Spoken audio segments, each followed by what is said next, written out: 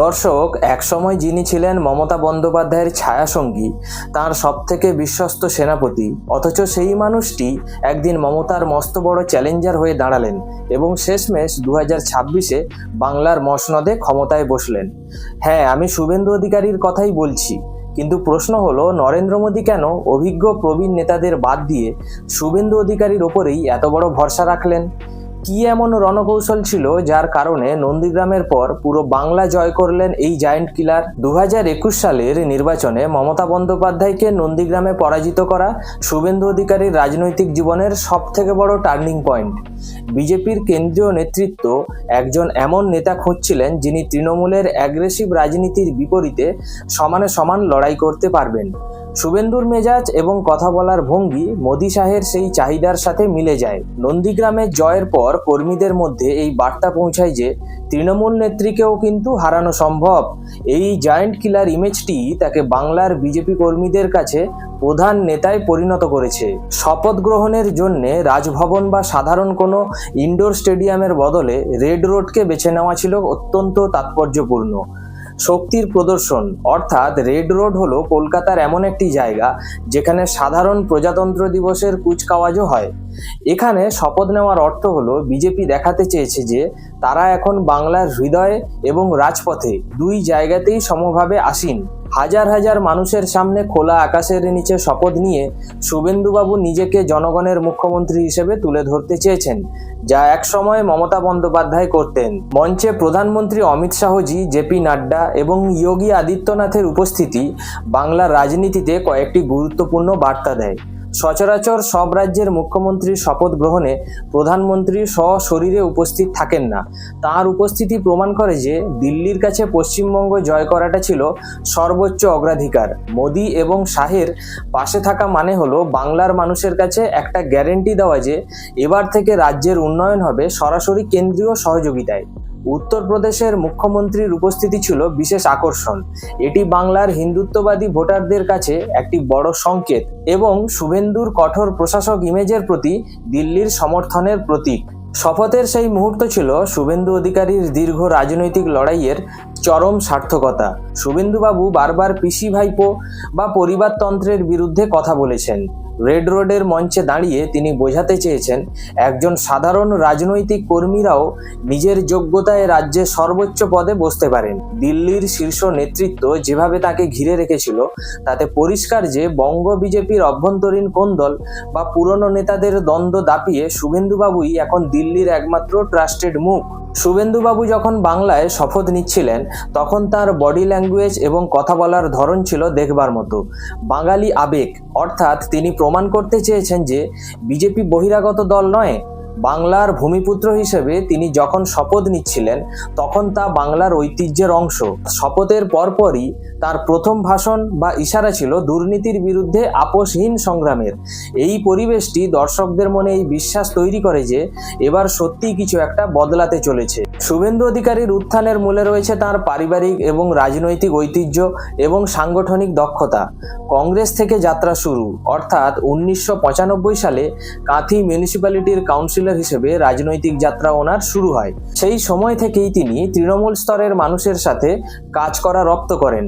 দক্ষ সংগঠক। 2000-এর দশকে যখন তৃণমূল কংগ্রেস বামেদের বিরুদ্ধে লড়াই করছিল তখন পূর্ব মেদিনীপুরকে তৃণমূলের দুর্ভেদ্য দুর্গে পরিণত করবার কারিগর ছিলেন কিন্তু এই শুভেন্দুই। তার গ্রাম চলো এবং মাটির কাছাকাছি রাজনীতি তাকে একজন গণনেতা হিসেবে প্রতিষ্ঠিত করেছে। 2007 সালের নন্দীগ্রামের জমি আন্দোলন কেবল বাংলার ক্ষমতা বদল করেনি, বরং শুভেন্দুবাবুকে জাতীয় স্তরের রাজনীতিতে পরিচিতি দিয়েছিল।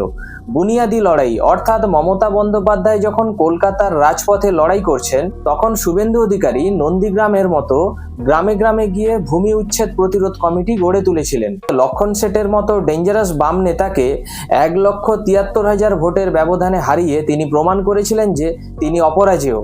নন্দীগ্রামের আন্দোলনই মমতা বন্দ্যোপাধ্যায়কে ক্ষমতায় বসিয়েছিলেন, আর সেই আন্দোলনের মূল শক্তি ছিলেন কিন্তু শুভেন্দু অধিকারী। 2020 সালে শুভেন্দুবাবুর দলত্যাগ ছিল বাংলার রাজনীতির সব থেকে বড় চমক। কেন তিনি দল ছেড়েছিলেন? পরিবারতন্ত্র বনাম জনপ্রিয়তা। বিশ্লেষকরা মনে করেন দলে অভিষেক বন্দ্যোপাধ্যায়ের ক্রমবর্ধমান প্রভাব এবং নিজেকে দ্বিতীয় স্থানে নামিয়ে দেওয়া, এই বিষয়টি শুভেন্দুবাবু মেনে নিতে পারেননি। তিনি মনে করেছিলেন তার পরিশ্রমের দাম পরিবারতন্ত্রের কাছে ঢাকা পড়ছে। স্বকীয়তা বজায় রাখা, অর্থাৎ শুভেন্দু বরাবরই নিজের স্টাইলে রাজনীতি করতে অভ্যস্ত। বিজেপিতে যাওয়ার মাধ্যমে তিনি নিজেকে মমতার বিকল্প হিসেবে মেলে ধরবার একটা বড় মঞ্চ পেয়েছিলেন। 2021 সালের নির্বাচন ছিল শুভেন্দুবাবুর অস্তিত্বের লড়াই। নিজের প্রাক্তন নেত্রীকে 1956 ভোটে হারিয়ে তিনি দুটি বড় সত্য প্রমাণ করেন। সেই সত্যটি হলো মমতা বন্দ্যোপাধ্যায় ব্যক্তিগতভাবে অপরাজেয় নন, এবং দ্বিতীয়টি হলো শুভেন্দুর জনপ্রিয়তা কেবল দলের চিহ্নের ওপর নির্ভরশীল নয়, বরং তার ব্যক্তি ইমেজের ওপরেও দাঁড়িয়ে রয়েছে। 2026 সালের নির্বাচনে শুভেন্দুবাবু কেবল নন্দীগ্রাম ধরে রাখেননি, বরং মমতার খাস তালুকে ভবানীপুরেও তাকে পরাজিত করেছেন। এই ডাবল জয় মোদী এবং শাহকে আশ্বস্ত করেছে যে শুভেন্দুই পারেন বাংলাকে বিজেপিময় করতে। তার এই উইনিং স্ট্রাইক তাকে 2026-এ সোজা মুখ্যমন্ত্রীর কুর্সিতে বসিয়ে দিয়েছে। আপনারা কি মনে করেন, শুভেন্দুর এই দীর্ঘ লড়াই কি তাকে একজন দক্ষ প্রশাসক হিসেবে গড়ে তুলতে সাহায্য করেছে, নাকি দলীয় রাজনীতির মারপ্যাঁচে তিনি কি বাংলার উন্নয়নকে অগ্রাধিকার দিতে পারবেন? কমেন্টে আপনাদের মতামত অবশ্যই জানাবেন। বিজেপি বরাবরই একটি ক্যাডার ভিত্তিক দল, কিন্তু বাংলায় তাদের বড় অভাব ছিল এমন একজন নেতার যিনি তৃণমূলের মাসল পাওয়ার এবং বুথ ম্যানেজমেন্ট টেকনিক জানেন। শুভেন্দুবাবু তৃণমূলের সাধারণ সম্পাদক থাকাকালীন প্রতিটি ব্লকের সভাপতিকে চিনতেন। মোদী এবং অমিত শাহ জানতেন শুভেন্দুকে সামনে রাখা মানে হলো তৃণমূলের অর্গানাইজেশন সিক্রেটগুলো হাতের মুঠোয় পাওয়া। তিনি আসার পর থেকে যেভাবে তৃণমূলের নিচুতলার কর্মীরা বিজেপিতে যোগ দিয়েছেন তা অন্য কোনো নেতা করতে পারেননি। দিল্লি থেকে আসা নেতাদের বক্তব্যে অনেক সময় বাঙালিরা নিজেদের সংযোগ করতে পারে না, কিন্তু শুভেন্দুবাবু যখন জয় শ্রীরাম বা সনাতনী পরিচয় নিয়ে কথা বলেন তখন বাংলার মাটির ভাষা হয়। বিরোধী দলনেতা হিসেবে তিনি যেমন বিধানসভায় দাঁড়িয়ে মুখ্যমন্ত্রীকে সরাসরি চ্যালেঞ্জ করেছেন, তা অমিত শাহের কাছে খুব পছন্দ হয়েছিল। অমিত শাহ মনে করেন বাংলায় মমতা বন্দ্যোপাধ্যায়ের মতো ফায়ারব্র্যান্ড নেত্রীর মোকাবিলা করতে গেলে সমকক্ষ এবং এক ফায়ারব্র্যান্ড নেতার প্রয়োজন। সারদা বা নারদা বা অন্যান্য কোনো কেন্দ্রীয় তদন্তের চাপের মুখেও তিনি নুইয়ে না পড়ে পাল্টা লড়াই করেছেন, যা তাকে দিল্লির কাছে বিশ্বস্ত যোদ্ধা হিসেবে প্রমাণ করেছে। পশ্চিমবঙ্গের ক্ষমতায় আসার রাস্তা হলো জঙ্গলমহল এবং দক্ষিণবঙ্গ। শুভেন্দুবাবুর হাতে এই অঞ্চলের চাবিকাঠি রয়েছে। মেদিনীপুর, পশ্চিম মেদিনীপুর, বাঁকুড়া, পুরুলিয়া এবং ঝাড়গ্রাম, এই 5টি জেলায় অধিকারী পরিবারের দীর্ঘদিনের প্রভাব রয়েছে। 2021 এবং 2024-এর ডেটা বিশ্লেষণ করলে দেখা যায় যেখানে যেখানে শুভেন্দুবাবু প্রচার করেছেন সেখানে বিজেপির ভোট শতাংশ এক লাফে অনেকটা বেড়েছে। মোদীজি জানতেন বাংলার 294টি আসনের মধ্যে অন্তত 80 থেকে 90টি আসনে শুভেন্দুবাবুর ব্যক্তিগত প্রভাব ভোটের ফলাফল বদলে দিতে পারে। মোদীজি এবং অমিত শাহ শুভেন্দুবাবুকে কেবল একজন নেতা হিসেবে দেখেননি, বরং তাকে বেঙ্গল মডেলের পোস্টার বয় বানাতে চেয়েছেন। নতুন নেতৃত্বের উত্থান। বিজেপি চায় বাংলায় এমন কিছু মুখ থাকুক যা দেখে মানুষ বিশ্বাস করবে যে এটি একটি বাঙালিদের দল। প্রশাসনিক দক্ষতা, পরিবহন, পরিবেশ এবং সেচ দপ্তরের মন্ত্রী হিসেবে তার পুরনো কাজের রেকর্ড দিল্লির কাছে ছিল, তাই তাকে দায়িত্ব দেওয়া মানে হলো ভোটে জেতা নয়, বরং সরকার চালানোর ভরসা পাওয়া। মোদী শাহ কি কেবল জয়ের জন্য শুভেন্দুবাবুকে বেছেছেন, নাকি তারা বাংলার এক নতুন সনাতনী বাঙালি আইকন তৈরি করতে চাইছেন? আপনাদের কি মনে হয় বিজেপির এই বাজি কি বাংলার স্থায়ী উন্নয়ন আনতে পারবে? কমেন্টে আপনার যুক্তি দিন। শুভেন্দু অধিকারীর সাথে বিধান রায়ের তুলনা বা প্রেক্ষাপট কেন গুরুত্বপূর্ণ? স্বাধীনতার পর যখন বাংলা ভাগ হয়ে বিধ্বস্ত, তখন বিধান রায় দুর্গাপুর, কল্যাণী এবং হলদিয়ার মতো জায়গায় শিল্প গড়ে তুলেছিলেন। শুভেন্দু অধিকারীর সামনে এখন প্রধান চ্যালেঞ্জ হলো সেই হারিয়ে যাওয়া শিল্প সংস্কৃতি ফিরিয়ে আনা। বিধান রায়ের মতো তাকেও এখন নতুন বাংলার নির্মাতা হওয়ার পরীক্ষা দিতে হবে। জ্যোতি বসু বাংলাকে শিখিয়েছিলেন কিভাবে নিচুতলার সংগঠন ধরে রেখে দশকের পর দশক ধরে শাসন করা যায়। পঞ্চায়েতি রাজ এবং ভূমি সংস্কারের মাধ্যমে জ্যোতি বসু গ্রামের মানুষদের সাথে দলের এক অবিচ্ছেদ্য সম্পর্ক গড়ে তুলেছিলেন। শুভেন্দুবাবু নিজেও একজন দক্ষ সংগঠক। জ্যোতি বসুর মতো তিনিও জানেন নিচুতলার কর্মীদের গুরুত্ব। তবে শুভেন্দুবাবুর কাছে চ্যালেঞ্জ হলো বামেদের সেই ক্যাডার ভিত্তিক রাজনীতির বিপরীতে এক উন্নয়নমুখী এবং গণতান্ত্রিক পরিকাঠামো তৈরি করা। বাংলার প্রথম মহিলা মুখ্যমন্ত্রী হিসেবে মমতা বন্দ্যোপাধ্যায়ের আবেগ এবং আন্দোলনের যে রাজনীতি গড়েছিলেন, শুভেন্দুবাবু তাঁরই প্রধান কারিগর ছিলেন একসময়। সিঙ্গুর নন্দীগ্রামে আন্দোলনের যে আবেগ মমতা ব্যানার্জিকে ক্ষমতায় এনেছিল, শুভেন্দুবাবু এখন সেই একই আবেগ এবং হিন্দুত্ববাদী ভাবধারায় মিশলে নতুন রাজনৈতিক মেরুকরণ ঘটিয়েছেন। মমতা বন্দ্যোপাধ্যায়ের উজ্জ্বল কিন্তু বিতর্কিত শাসনের পরে এখন মানুষ শুভেন্দুবাবুর কাছে একটি স্থায়িত্ব এবং স্বচ্ছতা আশা করছে। শুভেন্দু অধিকারী কেবল একজন মুখ্যমন্ত্রী নন, তিনি একটি নতুন রাজনৈতিক মতাদর্শের ধারক। এর আগে সব মুখ্যমন্ত্রী ছিলেন বামপন্থী বা আঞ্চলিক ভাবধারার। শুভেন্দুবাবু এখন প্রথম মুখ্যমন্ত্রী যিনি বাংলার আঞ্চলিক সত্তার সাথে দিল্লির জাতীয়তাবাদ বা সনাতনী ভাবধারার মেলবন্ধন ঘটিয়েছেন। বাংলার মানুষ এর আগে বিধান রায়ের পর আর কোনো সেন্ট্রাল ফেভারড শক্তিশালী নেতা পায়নি। শুভেন্দুবাবুর মাধ্যমে কেন্দ্র ও রাজ্যের মধ্যে যে সুসম্পর্ক তৈরি হবে তা বাংলার অর্থনৈতিক ইতিহাসে এক নতুন অধ্যায় হতে পারে। কিংবদন্তি মুখ্যমন্ত্রীদের তালিকায় নাম লেখাতে গেলে শুভেন্দুবাবুকে কিন্তু কিছু কঠিন বাধাও অতিক্রম করতে হবে। ঋণের বোঝা, বাংলার ঘাড়ে যে বিপুল ঋণের বোঝা রয়েছে তা কমিয়ে রাজ্যের কোষাগার মজবুত করা, শিল্প ও কর্মসংস্থান, তথ্য প্রযুক্তি এবং ম্যানুফ্যাকচারিং সেক্টরে বড় বিনিয়োগ আনা, যাতে বাংলার যুবকদের কাজের সন্ধানে বাইরে যেতে না হয়। রাজনৈতিক সৌজন্য, দীর্ঘদিনের রাজনৈতিক সংঘাতের পরিবেশ কাটিয়ে রাজ্যে এক সুষ্ঠু এবং গণতান্ত্রিক পরিবেশ ফিরিয়ে আনা। বিধান রায়ের শিল্পায়ন জ্যোতি বসুর সংগঠন নাকি মমতা বন্দ্যোপাধ্যায়ের জনমুখী প্রকল্প? আপনার মতে শুভেন্দু অধিকারীর শাসনকালে কোন দিকে মোড় নিবে? তিনি কি পারবেন পূর্বসূরিদের ছাপিয়ে নতুন এক শ্রেষ্ঠ বাংলা গড়ে তুলতে? আপনার মূল্যবান মতামত অবশ্যই আমাদের কমেন্টে জানাবেন। শুভেন্দুবাবুর জন্য সবথেকে বড় চ্যালেঞ্জ এবং সুযোগ হলো বাংলাকে আবারও বিনিয়োগের গন্তব্য হিসেবে গড়ে তোলা। শুভেন্দু অধিকারীর নিজের জেলা পূর্ব মেদিনীপুরের হলদিয়া হলো রাজ্যের অন্যতম শিল্প নগরী, যেখানে তার দীর্ঘদিনের প্রশাসনিক অভিজ্ঞতা রয়েছে। দর্শক হিসেবে মানুষের প্রত্যাশা তিনি এই হলদিয়া মডেল পুরো রাজ্যে যেন ছড়িয়ে দেন।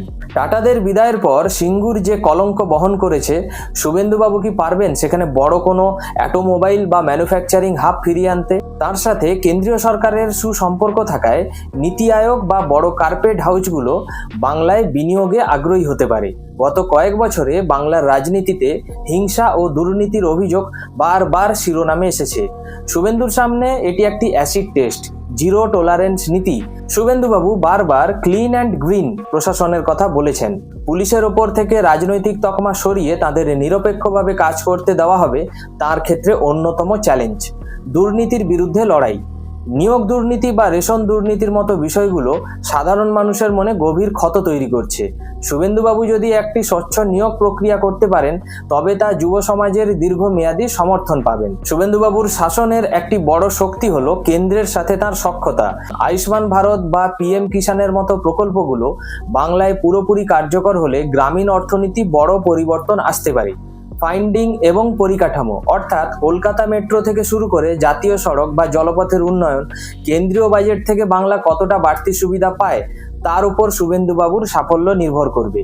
মুখ্যমন্ত্রী হওয়ার পর শুভেন্দুবাবুকে কেবল বিজেপির নেতা নয়, বরং সবার মুখ্যমন্ত্রী হয়ে উঠতে হবে। সংখ্যালঘু ও প্রান্তিক মানুষের আস্থা, অর্থাৎ বাংলার একটি বড় অংশ মুসলিম এবং মতুয়া ভোট। শুভেন্দুবাবু কি পারবেন উন্নয়ন দিয়ে সবার মন জয় করতে?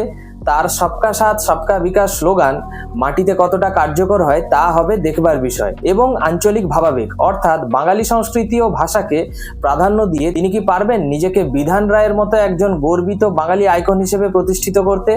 2026-এর জয় মানেই কাজ শেষ নয়। 3 বছর পরে আবার লোকসভা নির্বাচন। শুভেন্দুবাবুকে এমনভাবে কাজ করতে হবে যাতে 2029-এ বাংলা থেকে বিজেপির রেকর্ড সংখ্যক সাংসদ দিল্লিতে পাঠাতে পারে। ওনার সামনে দুটি পথ, হয় তিনি ডক্টর বিধান রায়ের মতো আনুষ্ঠানিক বাংলার নির্মাতা হবেন, নতুবা তিনি কেবল একজন ক্ষমতার অধিকারী হয়েই থেকে যাবেন। আপনাদের কি মনে হয় দিল্লির সাহায্য নিয়ে শুভেন্দুবাবু কি পারবেন বাংলাকে 1 নম্বর রাজ্যে পরিণত করতে? আপনাদের যুক্তিপূর্ণ কমেন্টের অপেক্ষায় রইলাম। বাংলা রাজনীতিতে এক নতুন সূর্যোদয় হয়েছে। শুভেন্দু অধিকারীর হাতে এখন পশ্চিমবঙ্গের ভাগ্য।